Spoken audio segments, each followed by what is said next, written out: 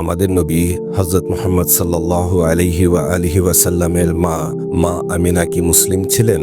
অনেক মুসলিমরাই বলেন মা আমিনা কাফির ছিলেন, নাউজুবিল্লাহ। তারা প্রমাণ হিসাবে বলে আমাদের প্রাণপ্রিয় নবী মুহাম্মদ সাল্লাল্লাহু আলাইহি ওয়া আলিহি ওয়াসাল্লামকে প্রথমে তার মায়ের কবর জিয়ারত করতে দেওয়া হয়নি, অর্থাৎ আল্লাহ অনুমতি দেননি। তাহলে আমার প্রশ্ন, পরের বার কি নবীজিকে তার মায়ের কবর জিয়ারতের অনুমতি দেয়া হয়েছিল?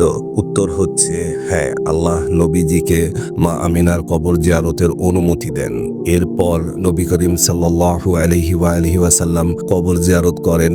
এটা প্রমাণ করে মা আমিনা একজন মুসলিম ছিলেন। পরের প্রশ্ন আসে, তাহলে আল্লাহ কেন নবী করিম সাল্লাল্লাহু আলাইহি ওয়া আলিহি ওয়াসাল্লামকে তার মায়ের জন্য দোয়ায়ে মাগফিরাত করতে দিলেন না? এর উত্তর হলো, যারা আল্লাহর প্রিয় তাদের জন্য দোয়ায়ে মাগফিরাত করার প্রয়োজন হয় না।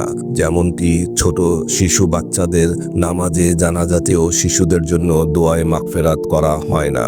এই সব কিছুই প্রমাণ করে যে আমাদের প্রিয় নবী হযরত মুহাম্মদ সাল্লাল্লাহু আলাইহি ওয়া আলিহি ওয়াসাল্লামের মা একজন মুসলিম ছিলেন। আল্লাহ আমাদেরকে বুঝার তৌফিক দান করুন, আমিন।